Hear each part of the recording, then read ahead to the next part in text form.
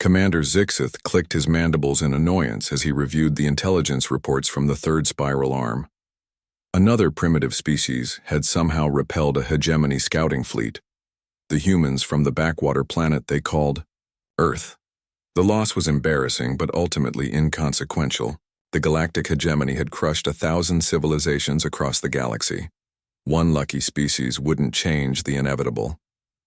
"Deploy Battle Group Omega," he commanded, his voice echoing through the command deck of the Eternal Dominion. "We'll show these humans what happens when they defy the natural order." 3 weeks later, Admiral Sarah Chen stood in the Situation Room beneath NORAD, watching holographic displays track the incoming alien fleet.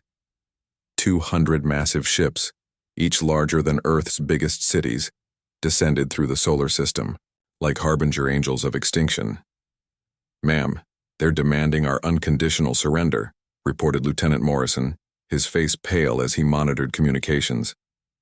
"They're calling us a Class F primitive species and claiming we have no right to resist a superior civilization." Chen's weathered face hardened. At 73, she'd lived through humanity's first contact with the aliens 18 months ago, when a small scout force had attempted to establish a protectorate over Earth. The aliens had retreated after losing 3 ships to humanity's surprisingly effective defense, but everyone knew they'd return in force. What the aliens didn't know was that humanity had been preparing for this moment for far longer than 18 months. "Activate Protocol Lazarus," Chen ordered quietly. Across the globe, ancient sites began to stir. Stone circles that had stood silent for millennia started humming with subsonic frequencies. Pyramids aligned with stellar coordinates that shouldn't have been known to Bronze Age civilizations began generating electromagnetic fields that defied contemporary physics.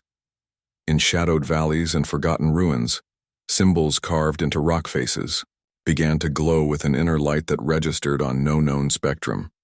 Commander Zixith frowned at his sensor readings as the battle group entered Earth's atmosphere. Energy signatures were spiking across the planet's surface, but they weren't coming from the primitive industrial centers or the crude orbital defense platforms his analysts had identified. They were emanating from sites his scouts had dismissed as archaeological curiosities. "What are those readings?" he demanded. His sensor officer's membranes flickered with confusion. "Unknown, Commander. The signatures are old, impossibly old. Some of these energy patterns predate our own civilization by millions of cycles." The first sign something was wrong came when shadows began moving independently of their sources. In New York, the shadow of the Statue of Liberty extended across the harbor and began pulsing in rhythmic patterns. Military analysts watching the feeds recognized it immediately. It was Morse code, but using intervals that corresponded to ancient Sumerian numerical systems. In London, Big Ben's shadow swept across Parliament Square and began tapping out a sequence that archaeologists identified as linear A script mixed with hieroglyphic mathematical formulae. Across Easter Island, the Moai statues cast shadows that moved against the sun's position, writing messages in the earth using symbols that appeared in cave paintings from Lascaux to Bimbetka, symbols that predated human civilization as mainstream archaeology understood it. But it was in Egypt where the true revelation began. The Great Pyramid's shadow stretched across the Giza Plateau and began speaking, not in sound, but directly into the quantum foam that underlay reality itself. The message was complex, multidimensional, encoded in mathematics that human scientists were only beginning to understand.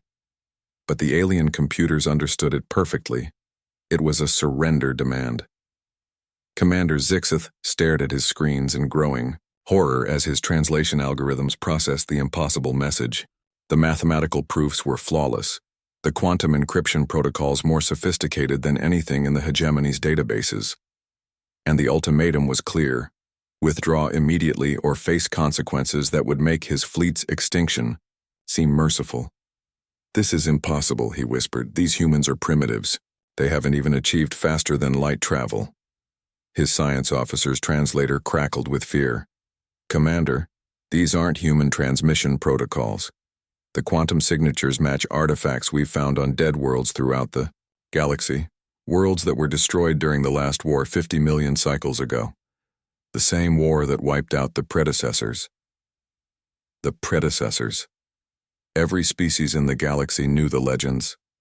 An ancient civilization that had seeded the stars with impossible technologies before vanishing in a conflict so devastating that it left entire sectors of space empty for geological ages.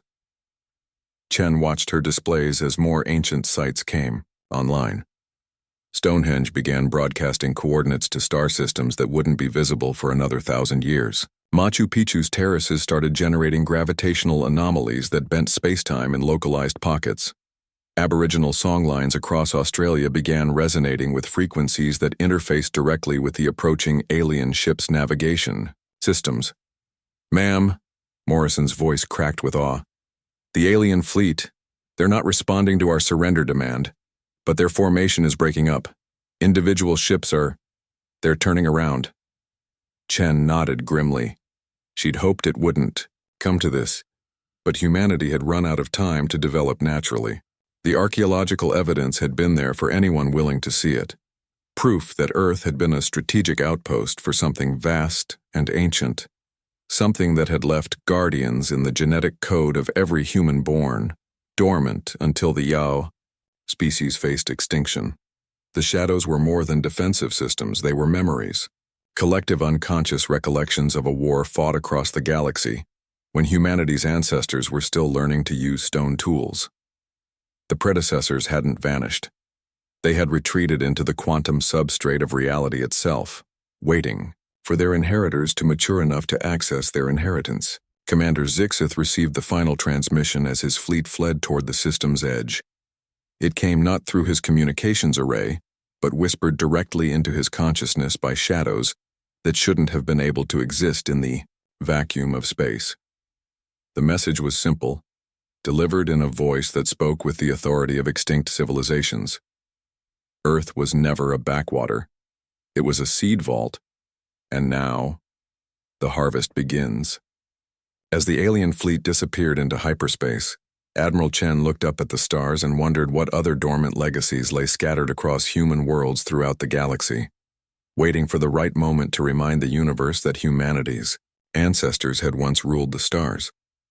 The shadows were speaking again, and they had a lot to say about humanity's true heritage. The galaxy, it seemed, was about to remember why the predecessors had been so feared, and why their children had inherited more than just their DNA.